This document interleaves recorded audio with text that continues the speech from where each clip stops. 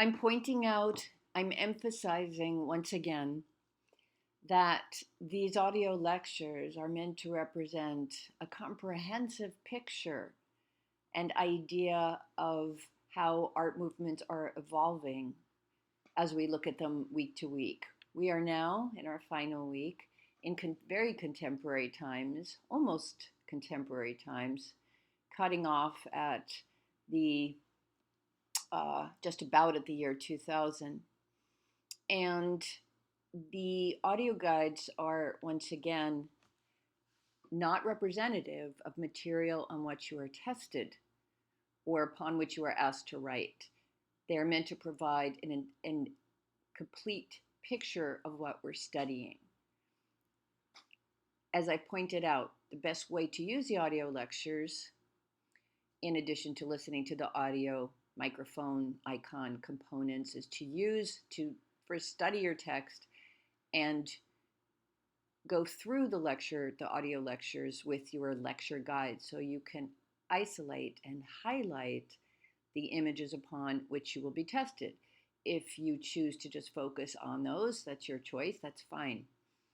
If you want a more comprehensive, again, more complete picture of what was occurring at this point in time with artists producing artworks within certain genres under the rubric, the umbrella of certain movements, the audio lectures are provided as an option for you to have that information.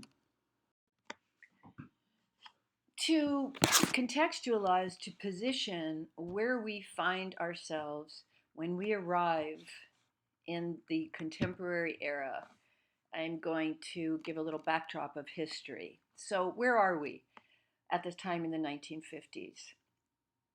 Up until, let's say, about the early mid 1940s, right after the US enters into World War II, we're working with styles of art that are largely belong to the social realism and regionalism categories. And these are styles conservative in their naturalism, in the way that they represent objects, figures, representationally.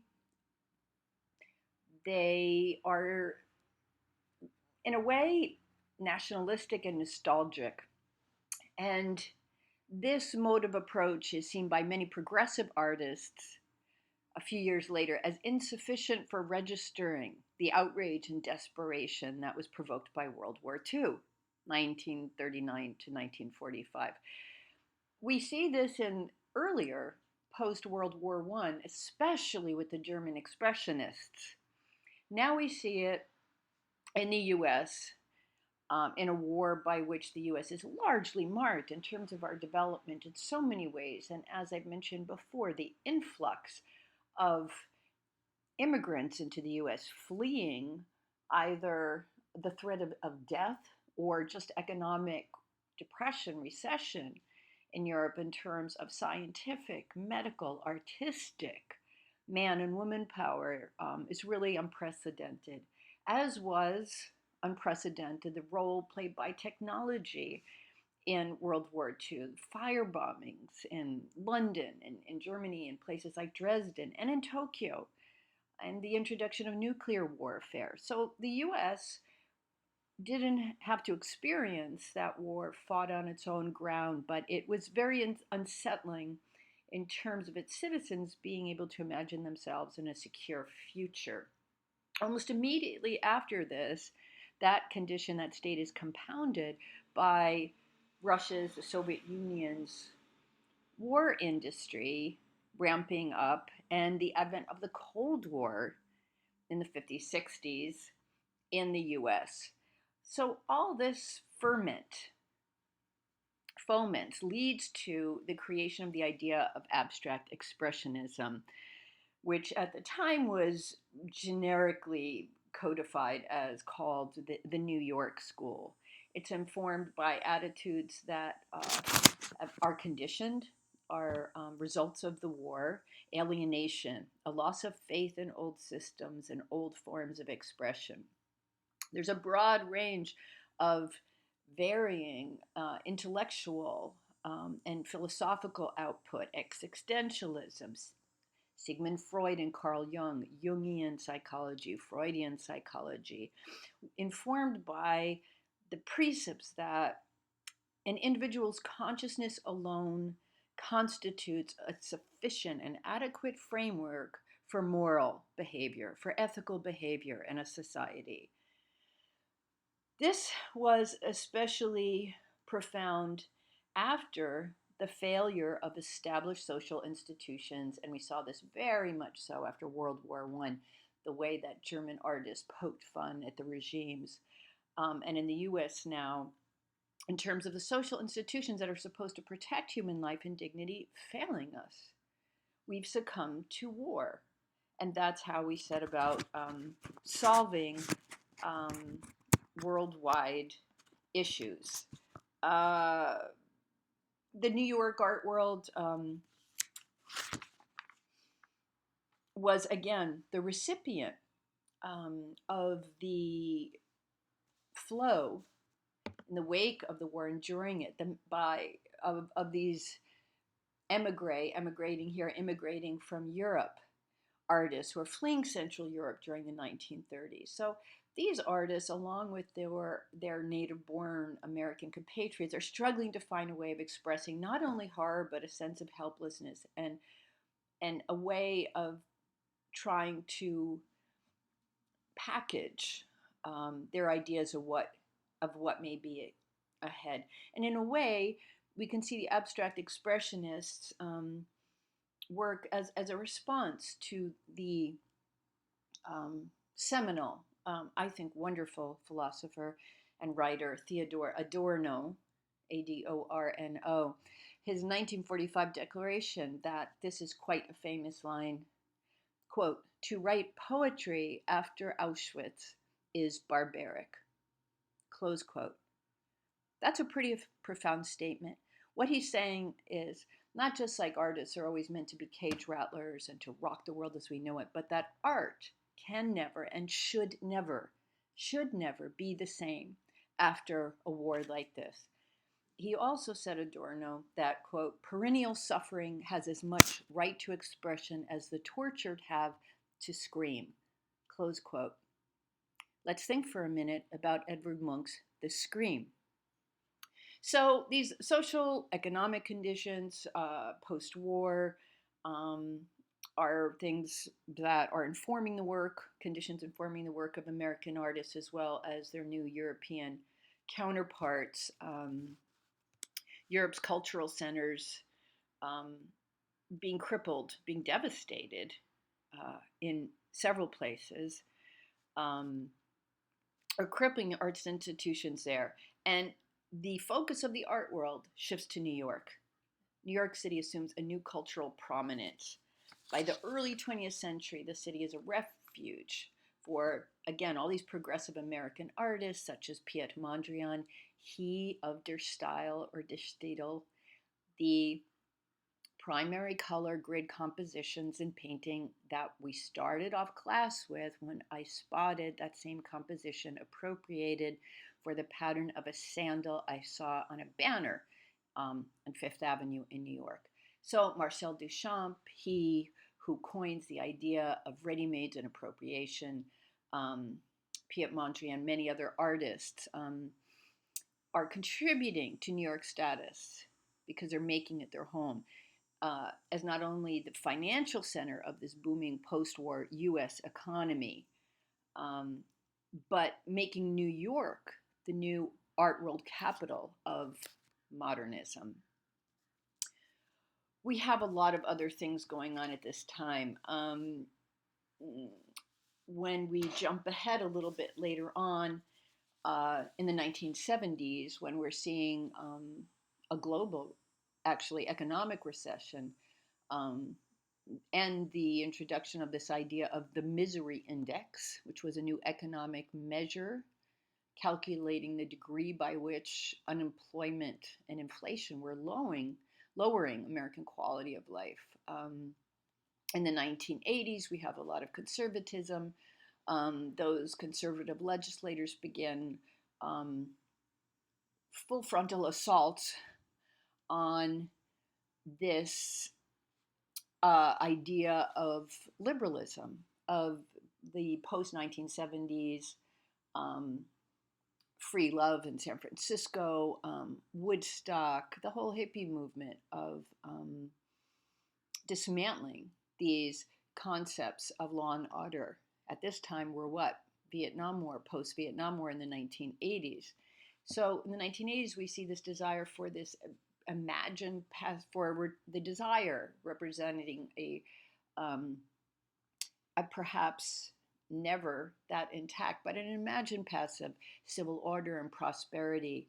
I'm jumping ahead a bit here, but I won't revisit it later, so I'm mentioning it now. And in the 1980s, these conservative legislators begin a real assault on government funding of art that they consider to be should be censored. So they're censoring government funding of art that they think is licentious, that is sexually inappropriate in terms of its content. And our national institution, nationally funded, federally funded, the NEA, the National Endowment for the Arts, comes under severe scrutiny by these legislators, and the pressure to which they're responding coming from the more conservative part of our populace, and the agency's budget was cut. When we get to that point, towards the end of this audio lecture, you'll see some of the works to which that censoring of the NEA was responding. So there we have a context for where we start out. What do we have here with Jasper Johns' Target with plaster casts? 10 years, 1955, after the start of the Cold War with Russia, 1945. What can we recognize? What is this? It's a bullseye target. Alternating bands of color, concentric circles with a bullseye. Encaustic wax is a standard almost part of Jasper Johns' work. He is perhaps best known for his painting of an American flag. Wax encaustic builds up the tactility of a surface, and it reveals, in a sense, the process in layers. Johns cast this from the body parts on the top, using a friend and neighbor over a couple of months, and he crops and truncates these body parts. What is a target? It's an object. There's the idea of skill and also some measure, perhaps, of chance. There's a number of associations that we can think about in terms of a bow, an arrow, a dart, about to puncture a picture.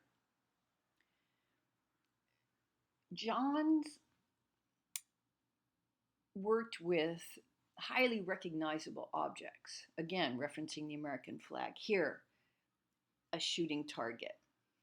And he was quite clear about his rationale for that, which was, quote, meant one of the many, quote, things the mind already knows, closed quote. So the idea of using familiar objects was a strategy that Johns hit upon because he explained it gives me room to work on other levels. So it's kind of a given, right? You look at the target, oh, okay, I know what that is. Oh, I know what that is above. Those are just some body parts, isolated, detailed, truncated.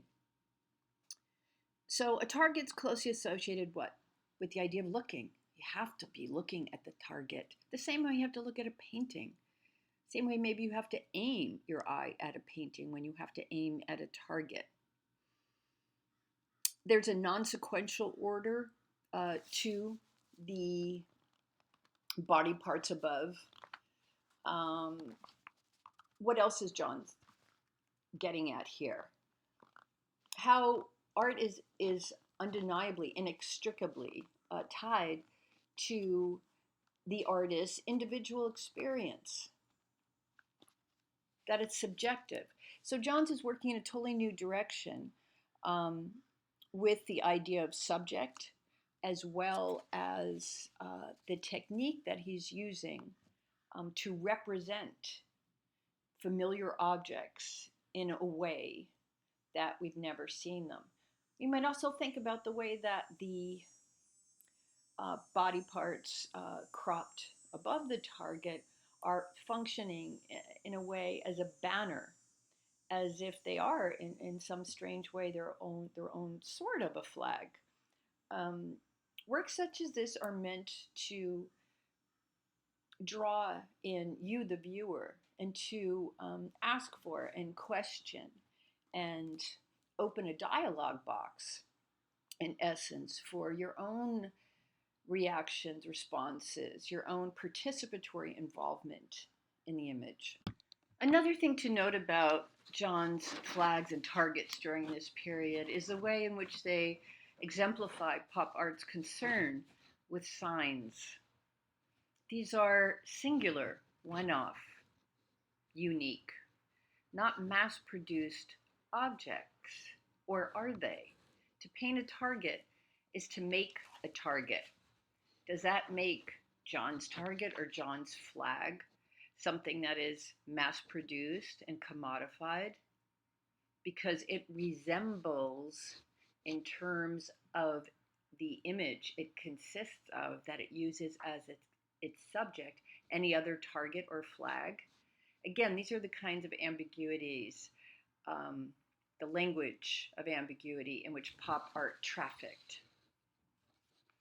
The other thing about how this idea of imagery was used is that integrating the arts with life was another fundamental aspect of this, of the pop era, which we'll get into in a little bit when we talk about happenings.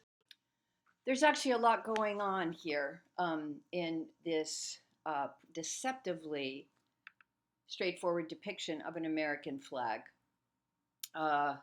So John's paintings are revolutionary sometimes in their recognizability and in their everydayness. As mentioned, he's working with encaustic. He's working with wax to build up the paint on the canvas in a way that makes it translucent and has the idea of tactility. When he's creating these paintings of targets and of flags, he's taking the most familiar items. What is more recognizable than a flag, than a bullseye? Numbers, letters, words, maps of the United States.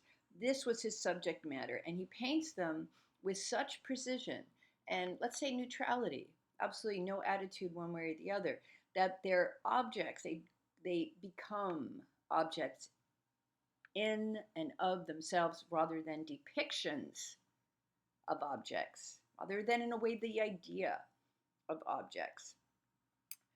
When John painted this flag, he said that it was suggested by a dream in which he was painting a flag, an American flag. Because a flag is like a target, right, or like numbers, which John's also painted, is inherently, by its nature, flat, Johns could completely dispense with, ignore illusionistic devices suggesting spatial depth, linear perspective, all of that out the window. And any relationship between figure and ground or foregrounding, it is what it is in a different way than Andy Warhol will also look at objects. So this, instead of taking the idea of Duchamp's ready-made, declaring an object something else, a urinal's a fountain because I say so and I sign it as the artist with the made-up name of Art Period Mutt, Johns is not taking a ready-made image, an idea of something, Again, he doesn't have to invent this. You don't have to, I didn't have to stop and think about it. You don't have to stop and think about that part because the design, he said, of the American flag took care of a great deal for me because I didn't have to design it. So then I went on to other similar things. He said, like targets, things the mind already knows. This is what is important about what he then subsequently says. That gave me room to work on other levels. So, this element of the impersonal, this withdrawal of the artist's individual interpretation and invention becomes central to many of these 1960s painters and sculptors. Um, Despite the resemblance uh, to actual flags, they're very close resemblance, they're still clearly paintings. And he's rendering them in this very matter of fact way.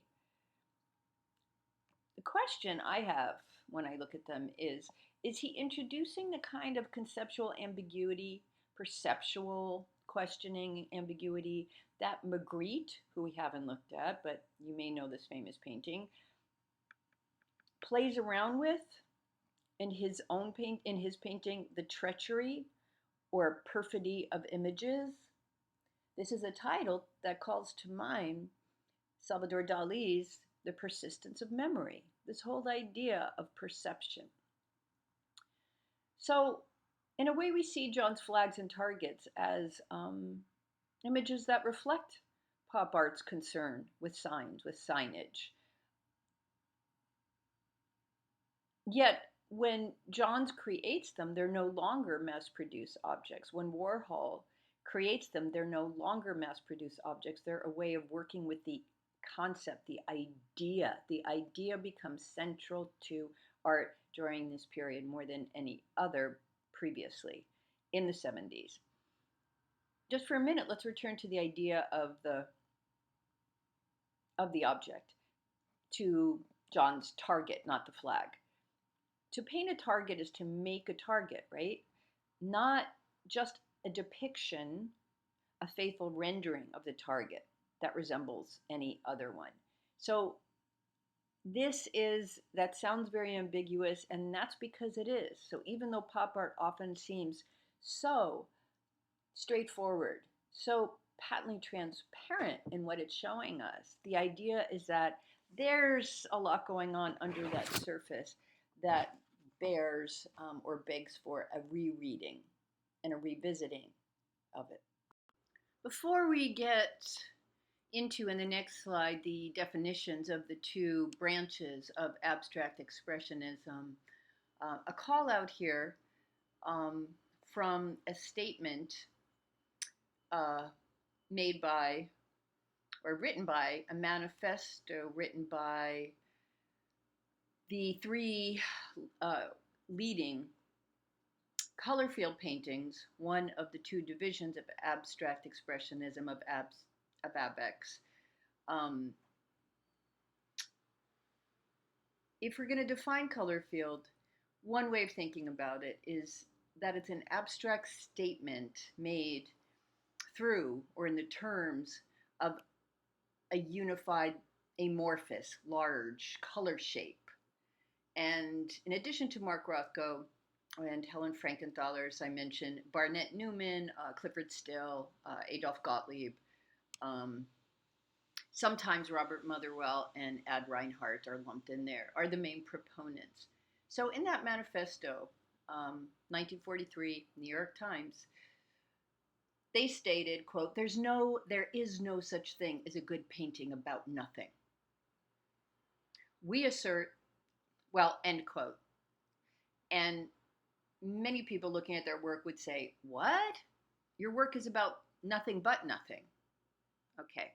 The statement goes on to read, quote, we assert that the subject is crucial and only that subject matter is valid, which is tragic and timeless, end quote. Well, again, some, if not much of the public might differ with the view that their work contained anything akin to a subject. And when we think about that tragic, timeless, in this work, in Rothko's meditative paintings, in his light and dark, do we see our own human suffering depicted, not in a figurative sense, like some of the German expressionists, like Gross, Gross, George Gross, made gruesome um, drawings after the First World War. The Second and First World Wars contained a huge number of artists who were protesting the way that society had landed the human race in such a quandary, in such a seemingly hopeless mess. Um, if we don't see that, what do we see?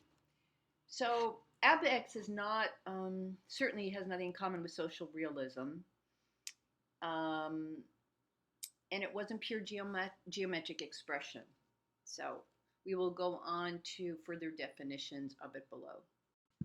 Just as with the term Impressionism, when Claude Monet declared that his Impression sunrise was a recording of the way that he felt looking at that sunrise and how he chose to express it. A critic, in a way that the critic supposedly, theoretically considered a snub, deemed Monet and his consorts as impressionists. Oh, they're impressionists.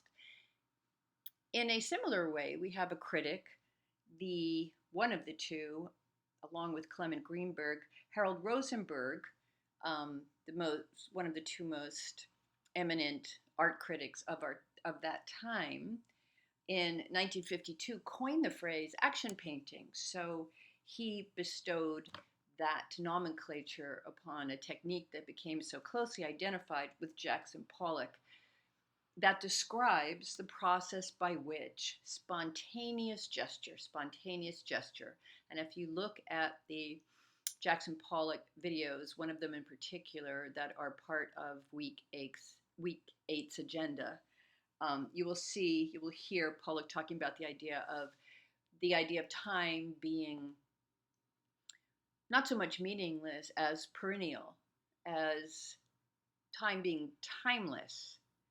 If we think about the way other painters are, like Salvador Dali, are approaching the idea of time, of clocks, right? The persistence of memory. It's all a rather heady concoction um, about which one can ponder. It is likely, too, perhaps, that one of Jackson Pollock's many influences or inspirations was Navajo painting and the idea of sand painting, and the way that time is constructed and understanding of it is understood in the Navajo culture may have similarly um, entered into this idea of how time functions.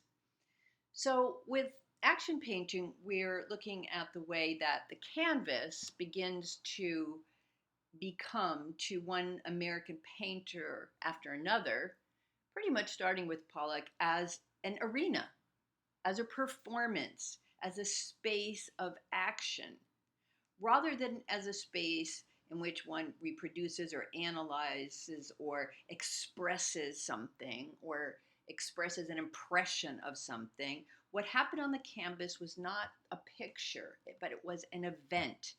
This, of course, leads to the idea of this area of painting inspiring happenings, Alan Capro's happenings, which went hand in hand with other art movements, John Cage's famous composition, musical composer, famous composer who bridged art and life by experimenting with musical forms that involved unplanned audience participation. And he was someone who welcomed chance and chance noises, chance sound, the way that Rauschenberg welcomed the chance aspect of coming across something he incorporated into his work. Again, distinct from Marcel Duchamp's more structured approach to the idea of his ready-made. Cage's most famous, perhaps, composition, which is very specific in terms of time. It's not ongoing time. It's called 4 minutes, 33 seconds. And it consists of a pianist sitting there. I kid you not. It's famous worldwide. You can Google it. consists of a pianist lifting the lid of a piano off of the keys and sitting there for 4 minutes and 33 seconds without lifting his hands to the keyboard, without playing anything. So the random sounds that occur during this sitting is what constitutes the performance. So this idea of happenings has a lot to do with directly involving the viewer as a participant in art rather than a spectator. We also have the advent of something called environment art, then, in which the artist creates a similar construct of a three-dimensional space.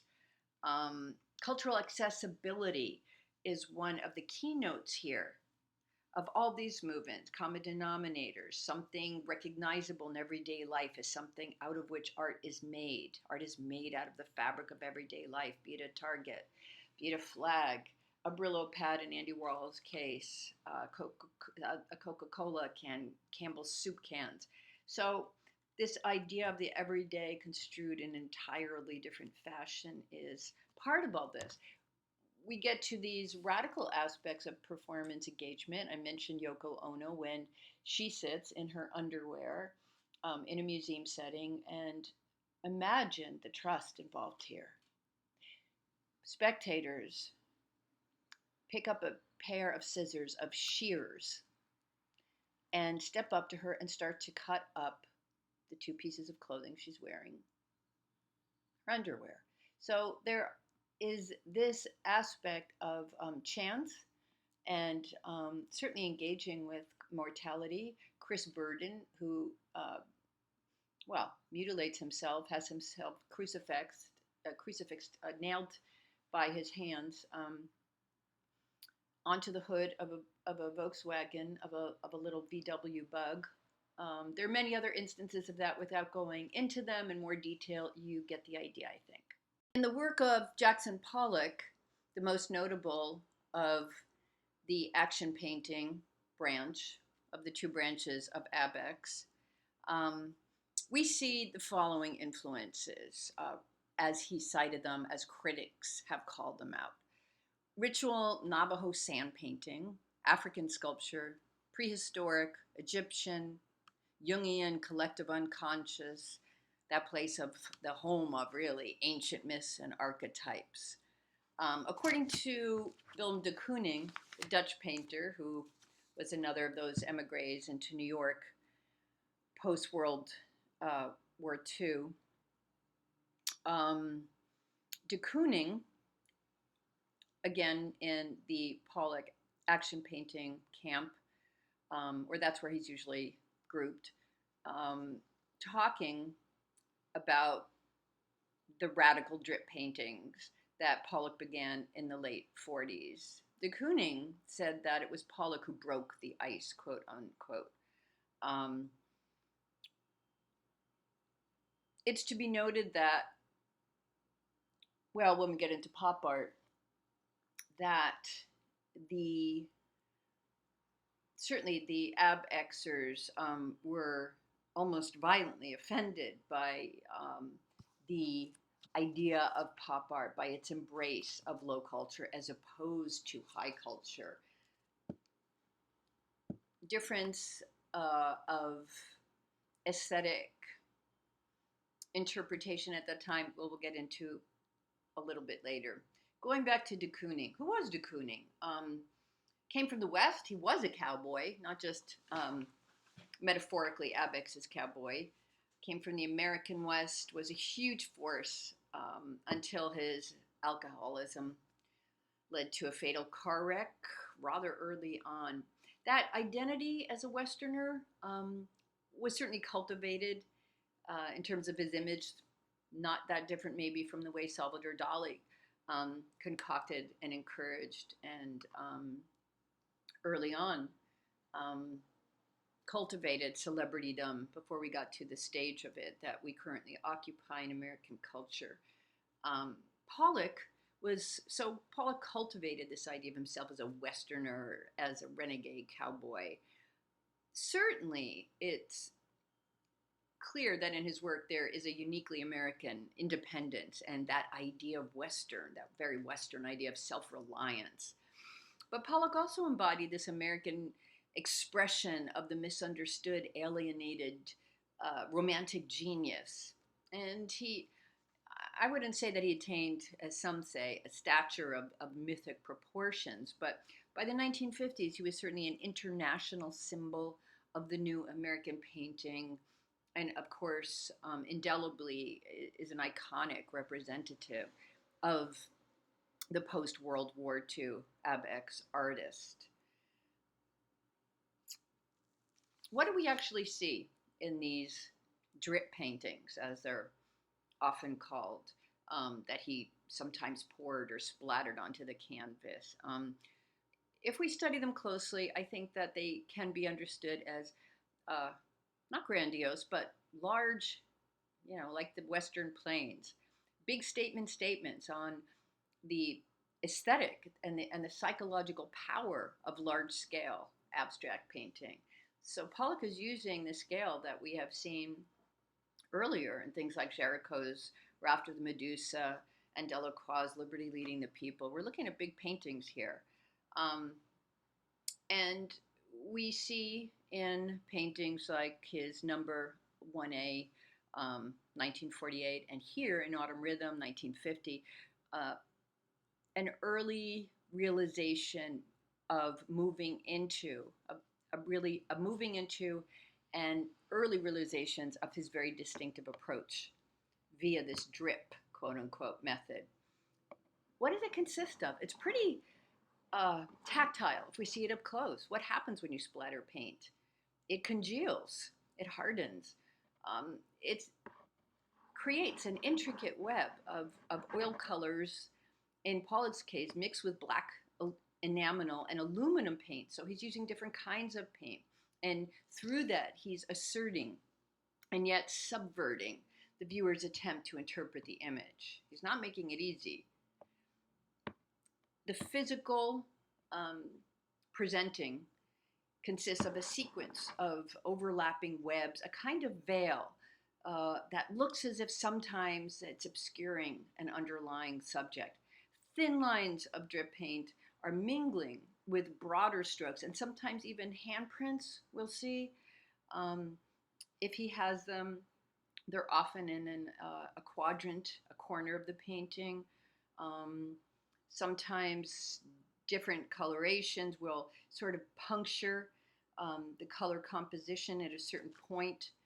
And they almost, through that, assert the possibility of a foreground, but then they dissolve before that declaration occurs into the overall play of colors.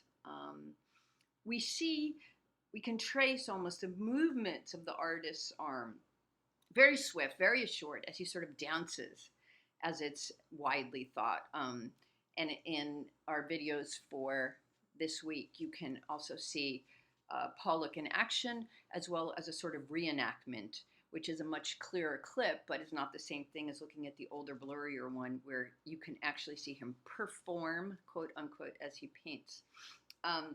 So he's using sticks, or brushes, but as he says, he sometimes just splatters paint without implements. The lines are divorced from descriptive function. And again, they range from string-like to coagulated puddles.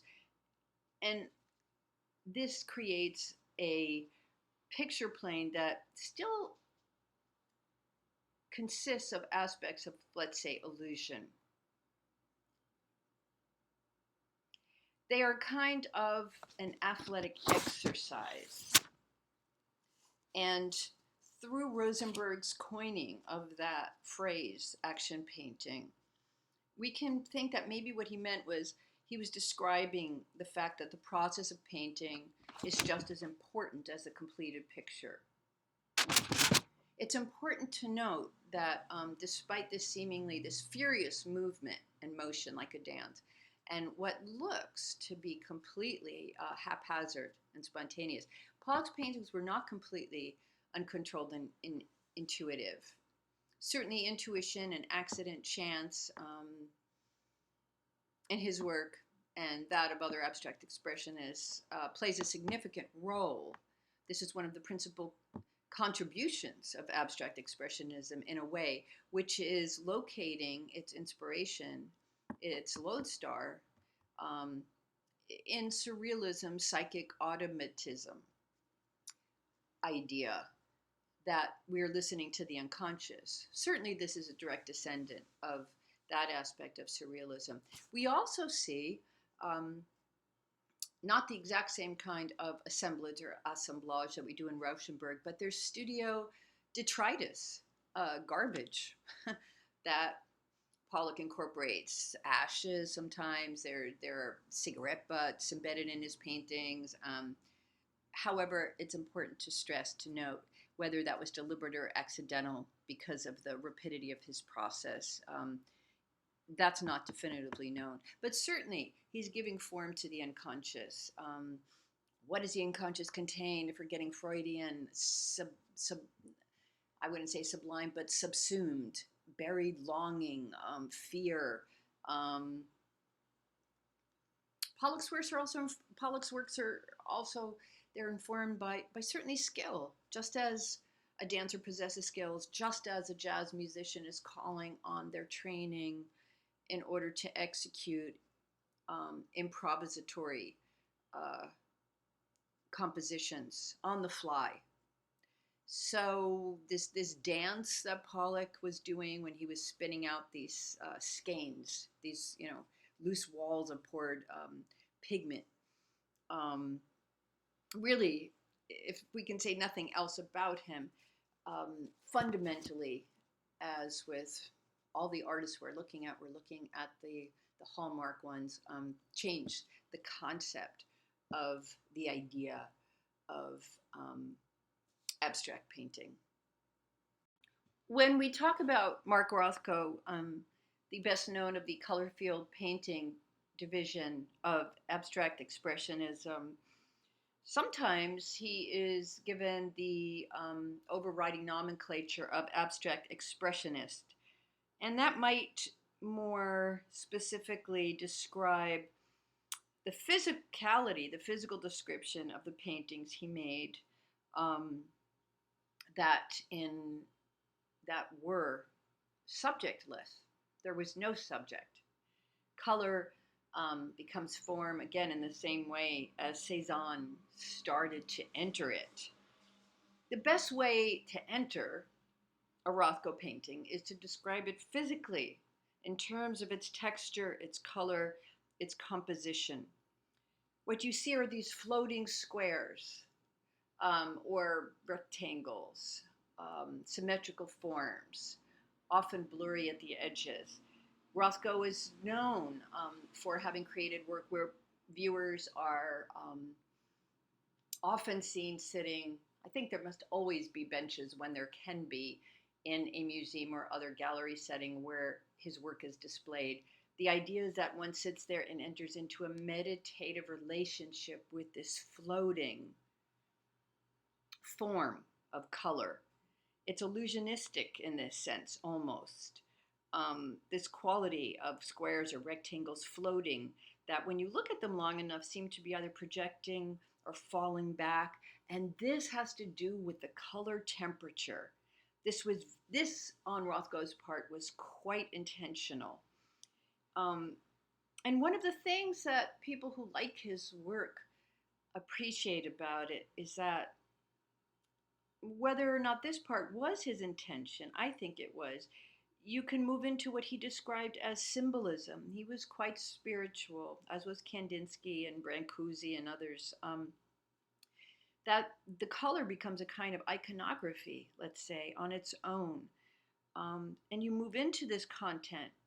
It doesn't have a subject, but it has content that he would describe as spiritual. So composition is, if not the key, the only perhaps element in Rothko's paintings. It's the after color, the next most important element, let's say. Color first, then composition, to be fair.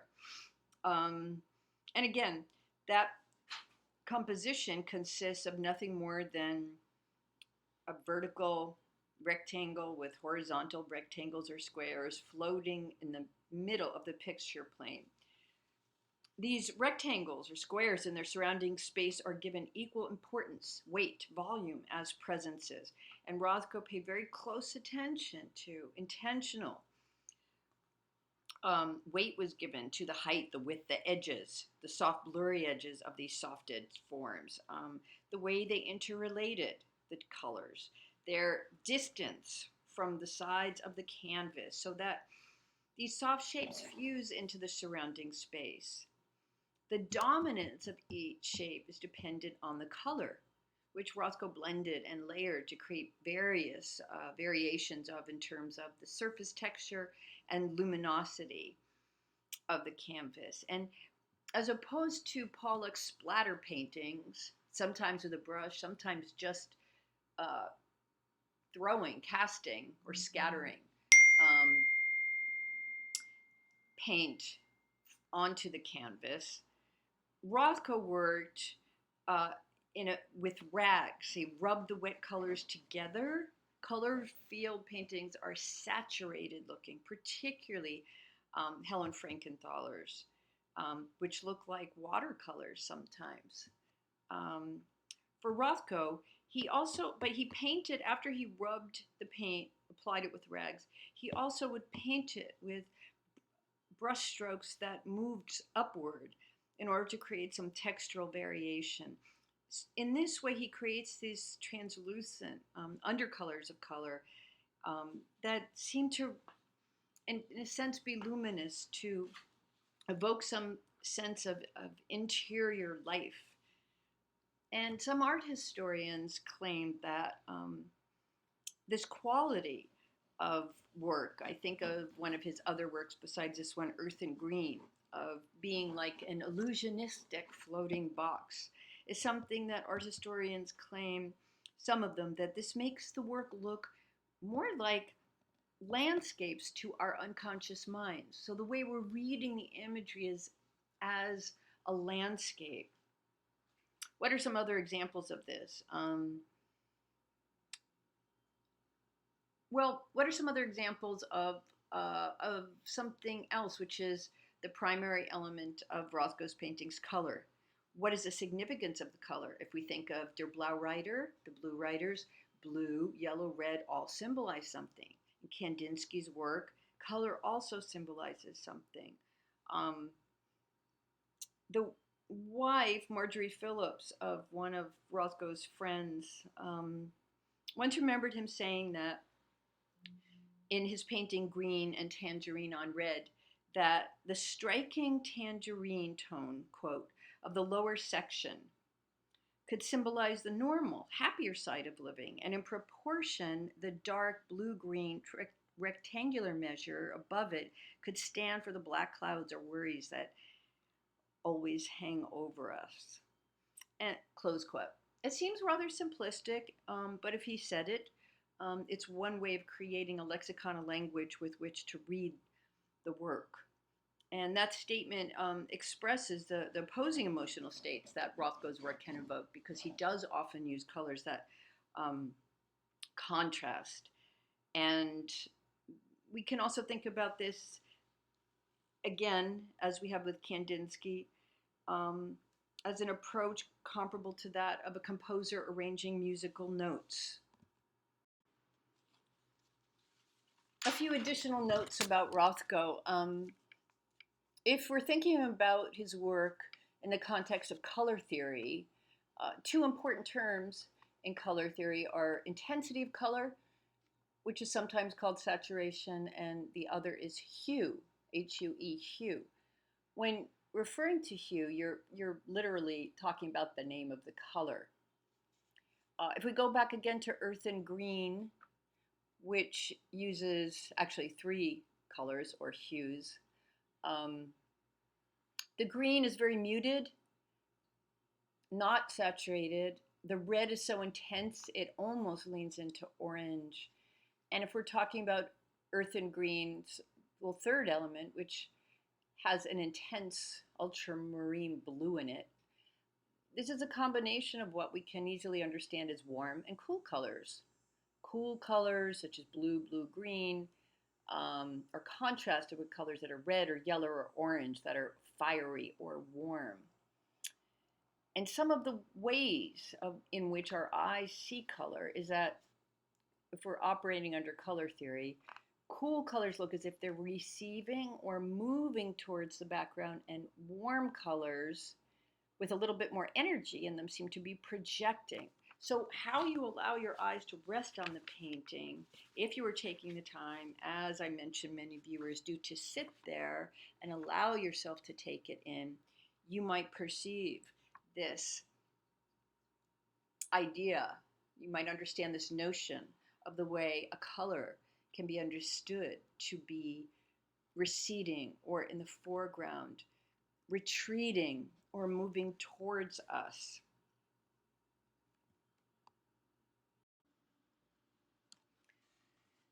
When we look at Robert Rauschenberg's work, we see some conceptual similarities. Maybe we're starting to get onto some recognizable ground here, instead of the unsettling feeling of the earth moving beneath our feet rather, as in, what is going on here? Here are some of those things that Jasper Johns and Robert Rauschenberg have in common, so you can begin to isolate and recognize some common denominators in work of this period. And incidentally, one of Rauschenberg's most famous works is an unmade bed, a quilt splattered with paint directly from the can. And that's also, in a sense, very parenthetically, meant to, if you know the art history of that period, Rauschenberg and Johns were lovers at that time. So that's sometimes thought to represent their bed. What we have in common here are meanings that are both fixed, like the target, like the objects we see in Rauschenberg's combines, yet entirely fluid in terms of interpretation of the meaning of them. So the idea of the recognizable and figurative representational painting taken to the canvas in John's case, and to three-dimensional sculptural objects in Rauschenberg's case. So we have body parts, we have recognizable objects, we have an eagle in Rauschenberg's Canyon.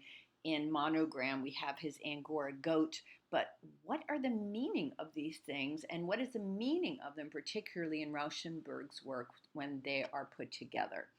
And you might also ask yourself, how do these things differ from the idea of Duchamp's ready-mades, picking up a urinal or a fountain or bicycle part and mounting it, sometimes titling it, as in the case of the fountain Armut, and declaring this is art.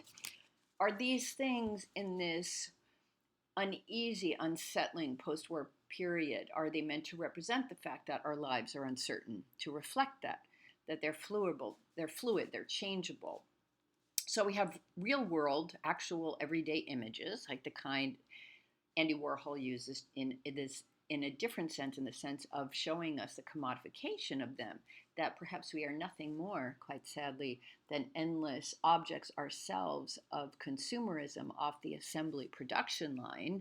We are both those objects, and we are also the consumers with our endless buying, purchasing of those objects. That is taken today to steroid levels of acquisition, of buying, of purchasing. So with objects strategically recontextualized in this way, we can say that these artists are questioning the idea, the sheer idea of form, of content, of appearance, of the meaning of art, and maybe of life too. What Johns and Rauschenberg have in common is that they expanded the idea of abstract expressionism in terms of its philosophical components. They produced art that was connected to and inspired by America's post-war visual culture. I'd like to point out that at this time, into the 60s, 50s, 60s, that we were top dog in America. We have this booming economy here, not in Europe, but here in New York. Remember, too, is also it's the art-centric capital of the world. So things have changed. We have these GI bills that make a dramatic difference in terms of creating a new middle class, unprecedented, really, not just in the States, but um, in a much larger sense, in a larger framework as well. US is top dog. This is when number one is especially true. Yet, we are also engaging in things such as uh, gender and racial bias. We are still harnessing women during the 50s to their homes, to their kitchens, to their children.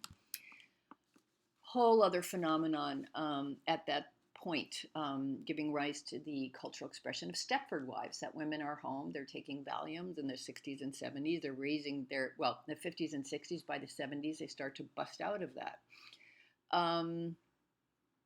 Johns and Rauschenberg are prefiguring in a way that the next generation of artists interest in introducing pop culture. So Warhol comes onto this idea of commodification a little bit later.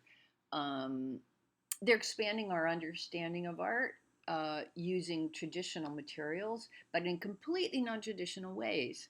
They're scavenging those materials. And they're also beginning to venture into this idea of art that we see explored with artists like Chris Burden and Marina Abakhamatovich in the 70s, the performative capabilities of art. And I will add Yoko Ono to that mix, a widely recognized conceptual artist in her own right in the 70s, and from there on, not only known as John Lennon's wife. So Rauschenberg was an innate scavenger. When he was a student at Black Mountain College in North Carolina, he began scavenging, and he never stopped until he died in 2008. He created assemblages that he called combines, consisting of these cast-off materials that often perplex critics, and took form among his fellow artists at this time, certainly before these objects were accepted into the, let's call it the national discourse about the significance of this new kind of conceptual art.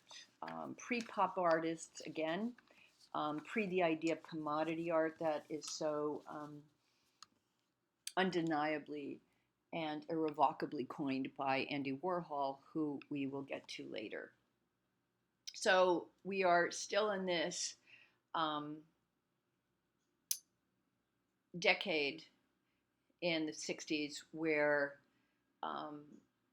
American artists are establishing in this new American Art Center World of New York a new way of creating art, and a new, in a sense, confirmation of the fact that New York has assumed this new cultural prominence.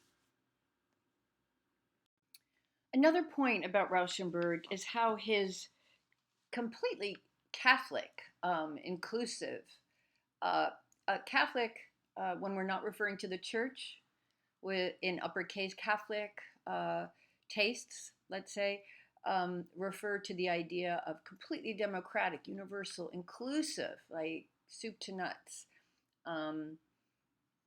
punk, hip hop, to high Renaissance Baroque music, to opera. Rauschenberg was just that, inclusive. Any kind of material. He worked all over the globe. He collaborated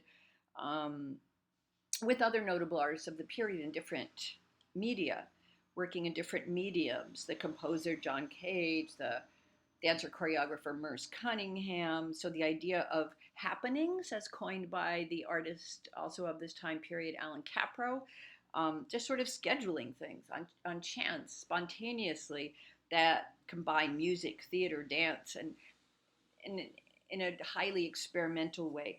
This kind of eclectic pastiche, let's call it, mix-up, is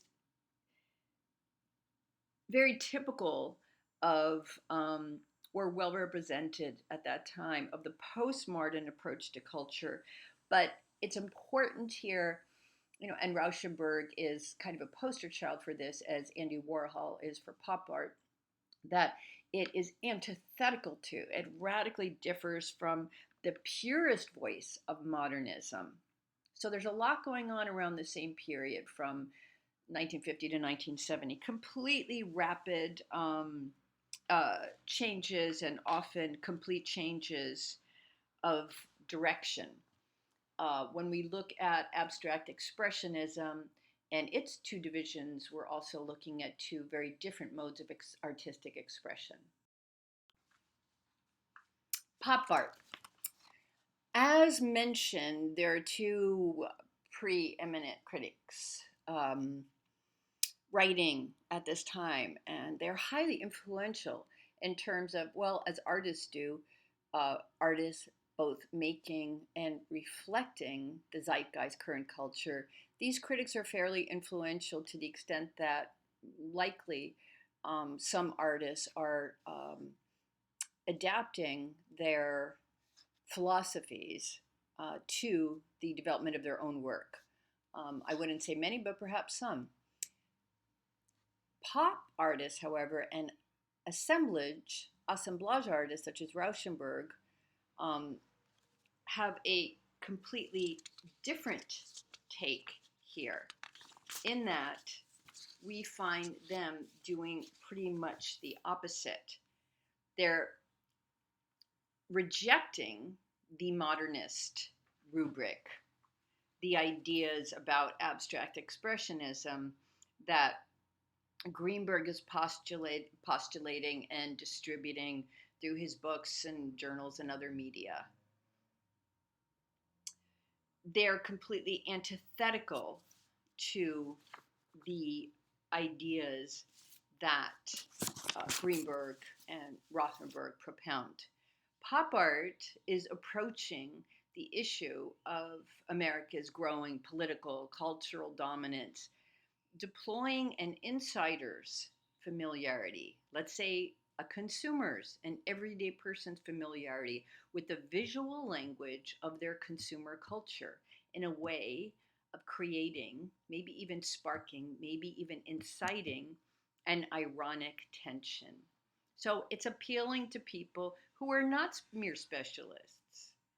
It's uniting, it's doing something that is considered blasphemous by the Ab-X guard, who are still engaged in the idea of art as high art. A direct line of continuity from fine art through the ages, from the Renaissance. Art is still specialized. Artists are even more privileged and put on a platform than ever. Pop, especially Warhol's brand of it, no pun intended, being that he's all about branding, is the great social leveler.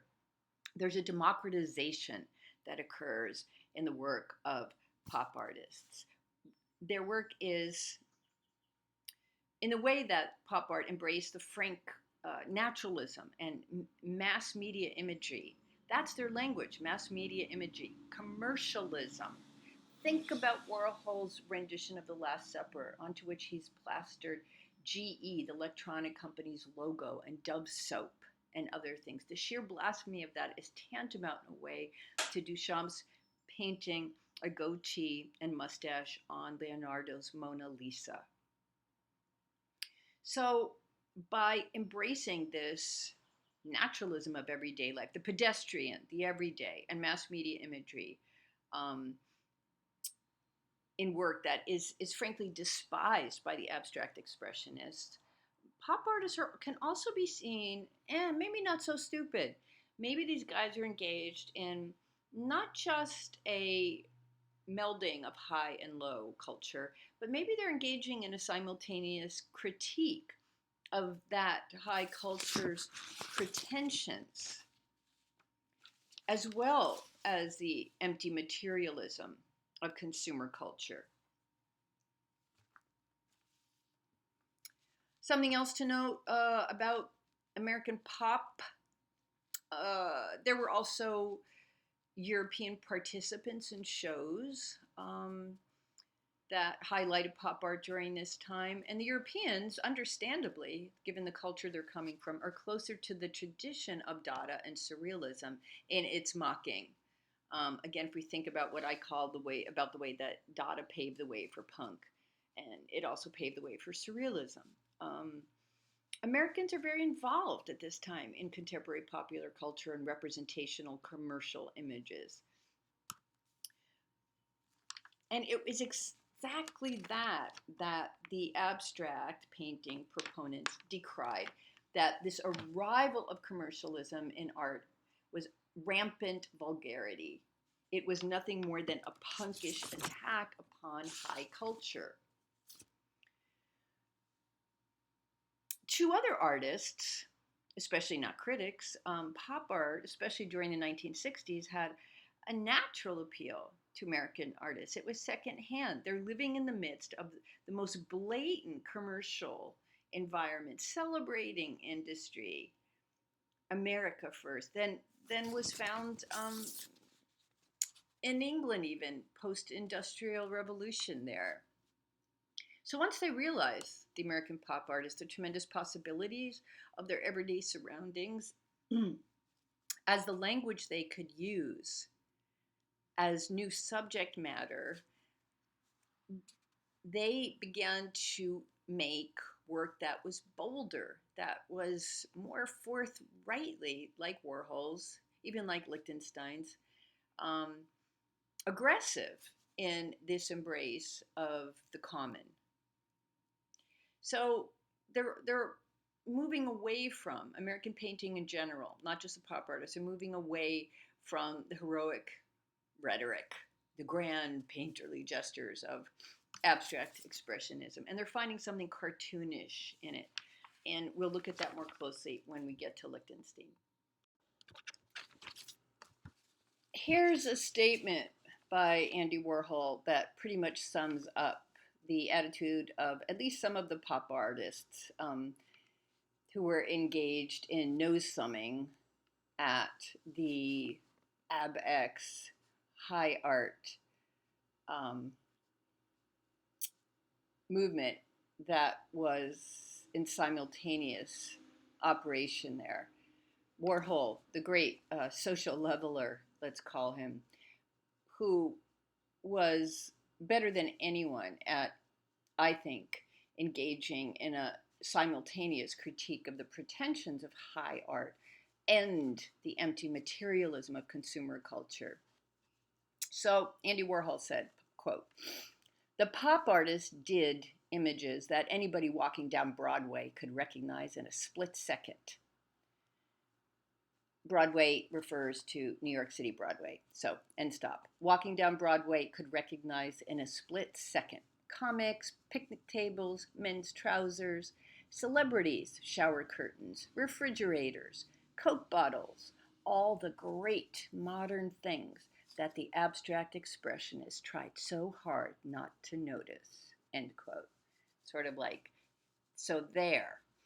Many artists of that pop generation viewed the legacy, even though it's recent, even though it's almost simultaneous, of abstract expressionism as an oppressive mantle that they wanted to lift. They weren't concerned with the heroic act of painting in private dark nights and self-revelatory gestures. They very intentionally sought subjects within the immediate environment of their popular culture, their zeitgeist, and incorporated them through depersonalized means. Silkscreens or reproduction, like lithos. The new movement, too, in pop art happenings environment wasn't just happening in America. It was happening in Europe at the same time. As I've said, Warhol, Andy Warhol, is the artist who more than any other, arguably Lichtenstein too, but Warhol is just more predominant overall in the culture.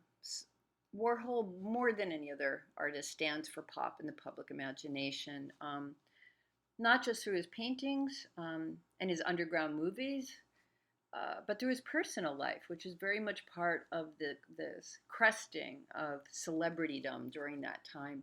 He also was mentor to Jean-Michel Basquiat, and they were often seen together at events out in Manhattan, hanging out. Warhol was also, as mentioned, a successful commercial artist, like Lichtenstein, like a few others at the time. And he even, Warhol in the beginning, made some paintings that were based on comic strips, but we don't think about any of those in concert with him because he very quickly moved on to concentrate on subjects derived from advertising and commercial products, for which he's best known. That was his mother vein. That was his mother lode.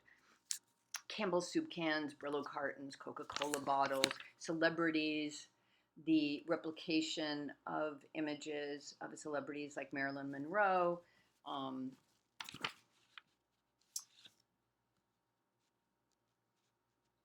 We can say about Warhol that repetition within a grid is his most, in terms of technique, we're talking about silkscreen printing. In terms of composition, repetition, grids, a whole different kind of grid than Piet Mondrian's Der Style.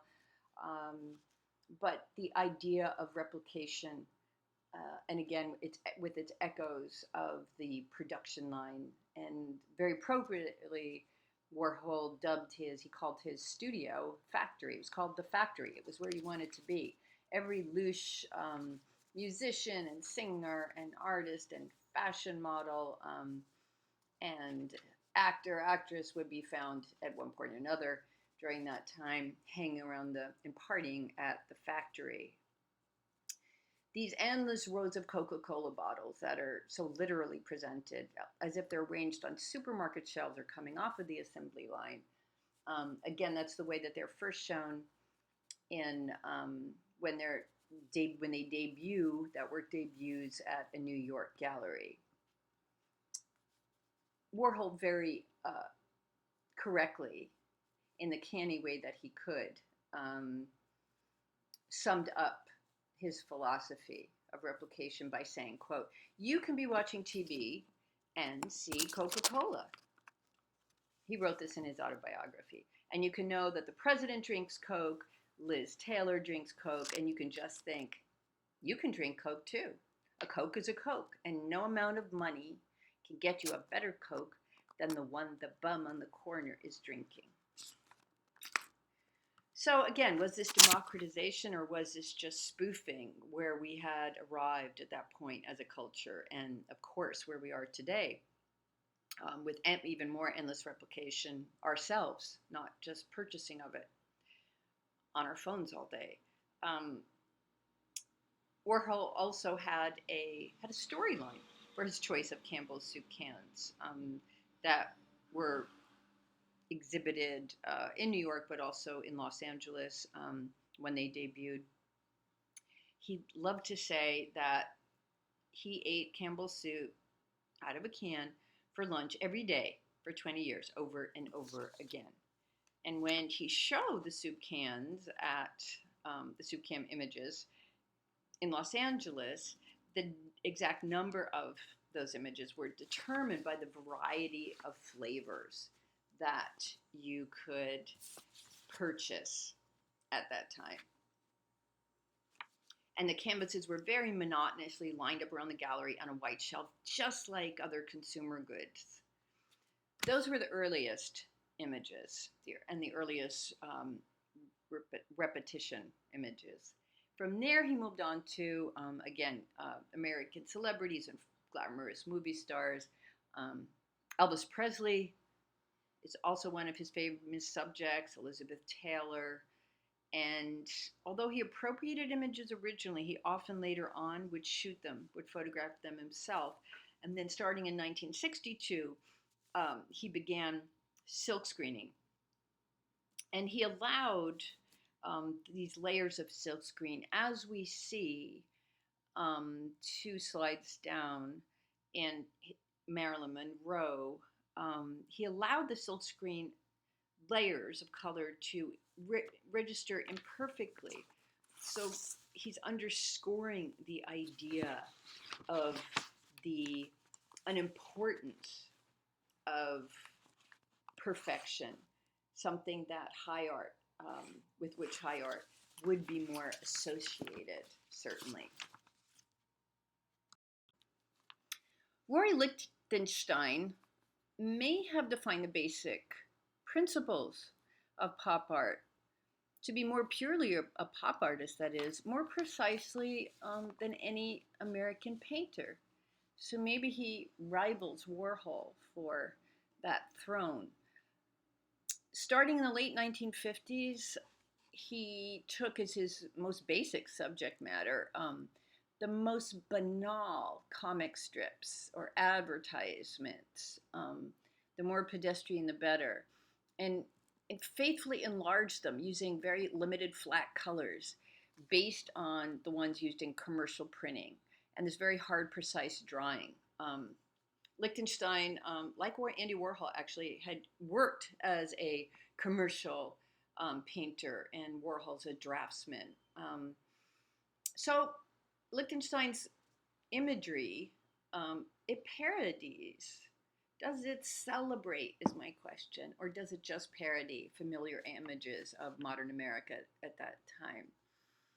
He used comic strips, as I said, and he often used those that presented kind of violent, even in the way we think of some children's cartoons of that time, violent action, certainly sentimental romance, and he used the Ben-Day dots used in photomechanical reproduction. So we associate Ben-Day dots with Lichtenstein. I think when I look at a painting like Wham, or this here, Oh Jeff, I Love You Too, but of pointillism, of the tiny little dots that George Seurat used in paintings like La Grande Jatte, and its association to this later iteration of Lichtenstein's Ben-Day dots. Some of these were also, like Pollock's, very large pieces. Some of Lichtenstein's work is nearly 14 feet across. He also used the kind of heroic images that we see in World War II battles that were depicted in comics at that time. Wham is the title of one of his images based on one of those World War II planes. So maybe this is how that generation, the pop generation, learned about history. Hard to know. But his work is certainly far from spontaneous, very meticulously constructed. Not a happening guy, as in happening the event, the spontaneous event-driven phenomenon at this time, are a sort of comedic pop answer to the heroic individual gestures of the abstract expressionist. He, again, frequently used images from not just the recent past in terms of World War II, but he made adaptations well before an artist like Jeff Koons did with his gazing balls. He made adaptations of reproductions of paintings by Picasso and Mondrian. Piet Mondrian, of Der Style, the color grids, and other modern artists. In one of Lichtenstein's works, Artist Studio, he borrowed an image from Matisse's famous dance as a background for his own still life. And in his own painting, Matisse in Dance One has a configuration of subjects that is that are positioned behind a tabletop still life, and we can see that in Lichtenstein's Artist Studio, the dance. So perhaps that's his way of claiming a place in the modernist canon, quite boldly so, I would say. Again, Lichtenstein comes from the industrial side of art. He was an industrial designer and taught commercial art, draftsmanship, and also worked as a department store window designer, which was maybe very instrumental in the way he developed the idea of scenes, of tableaus. So he's either, and in commercial printing, pointing out again that you use Ben-Day dots in the way that looks like pointillism. So Lichtenstein's storylines just sort of are look lifted out of graphic novels, but they might parody melodrama, um, and maybe through that they're parodying through that the storylines of high art at that time. So Lichtenstein, like Warhol, is also not relegating the commonplace to the garbage, but he's privileging it. Sardonically, he's privileging garbage or the throwaways as a fitting subject. We see this with many other artists. We see it with the brilliant Philip Guston, who we can't go into, and his rejection of the high art camp. We see even the consummate photographer Irving Penn's work later on, these hugely enlarged black and white cigarette butts, detritus. All these things fit into the canon of sometimes parody, sometimes just privileging subjects, themes, content previously regarded as unacceptable for art making. Just as a quick aside, when I came across this image by a young, I think she's Finnish, female photographer that I used in an exhibition, actually in Napa a few years ago, the title of which is Interested in the Detachment Needed to Maintain a Healthy Relationship. I immediately thought of her as a new iteration, a current version of the idea of Lichtenstein spoofing. And that's why she's included here. Judy Chicago, who just had a big show last year in New York, still working, still out there creating game changer work. The dinner party was certainly one of those. It kind of busted open the boys' cigar room by presenting the idea of a dinner party to which important women from history were invited, and the way that she incorporated in this mixed media installation a variety of handicrafts, drawing on the idea of women's work. I'm going to borrow some of the wonderful words of the musician, sadly departed David Bowie, about Basquiat. He was a huge Jean-Michel Basquiat fan. And here's his really wonderful description, I think, of Basquiat's work in a 1986 journal, where Bowie, who was very involved in the art world and a big collector, often contributed interviews that he would do with artists. So Bowie described Basquiat as Basquiat takes a cursive swipe, cursive meaning handwritten, and reestablishes the disorder that is reality. The pure, joyful, chaotic miasma of it all. Goo goo gaga. Refracting fact fractions. Facting refact. He's milking the diction dairy, wiping up the puddles of Anglo detritus and scoffing the lot. He's stealing us limb by word. What makes Basquiat's work so powerful is his transcendence of the black-white posturing and the truly dignified indifference of the existentialist. I feel the very moment of his brush or crayon touching canvas. There's a burning immediacy to his ever-evaporating decisions that fires the imagination 10 or 15 years on, as freshly molten as the day they were poured onto the canvas.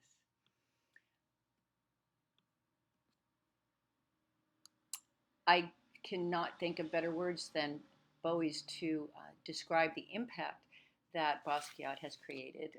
A little bit more about him in the next slide. Jean-Michel Basquiat was an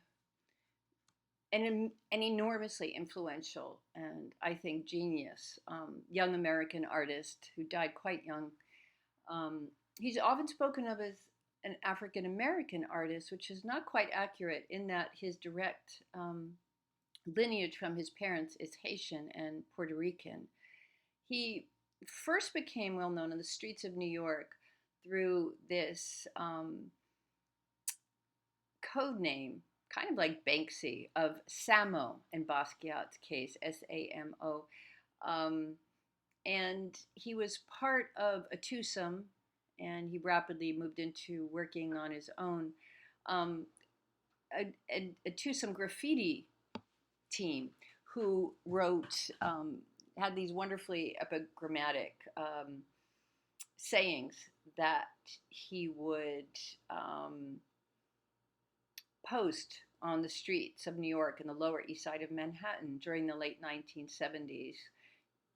This is a time that's a hotbed of rap, punk, street art, coalescing into what we think of, which, because that's what it is, early hip hop musical culture that permeates many other aspects of the culture. And he very rapidly ascended um, the scale of art fame, and as mentioned, became close with um, Andy Warhol, who was a big fan of his. And again, you see many images of them together.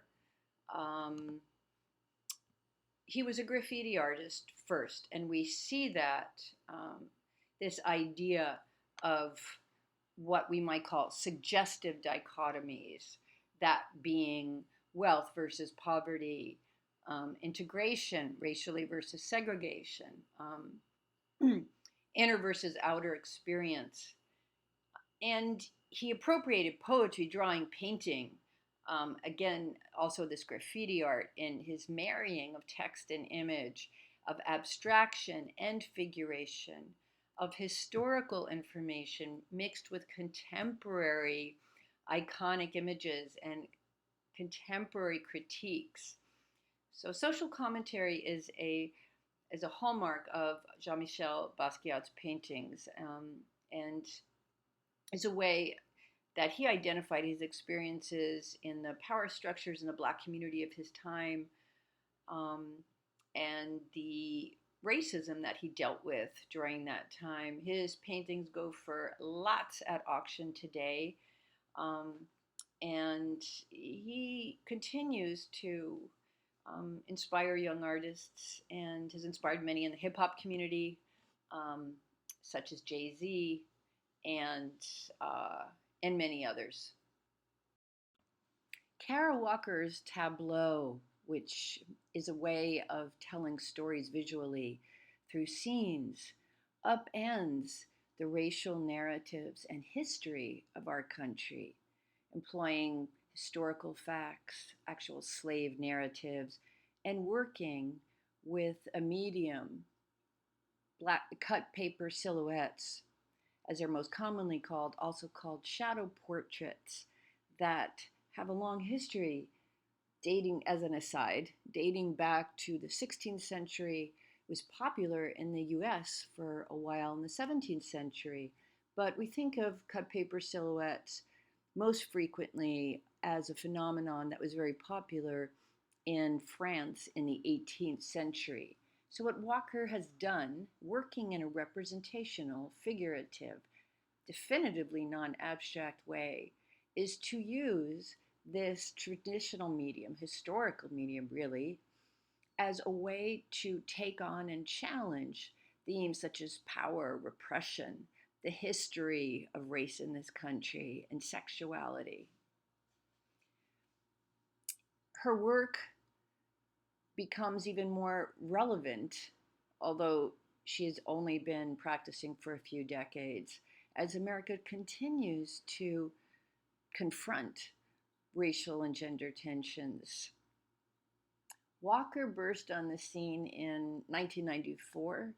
She had a mural on display at a well-known venue gallery in New York called the Drawing Center in 1994. And by 1997, she was fresh out of grad school, out of the Rhode Island School of Design in 1994.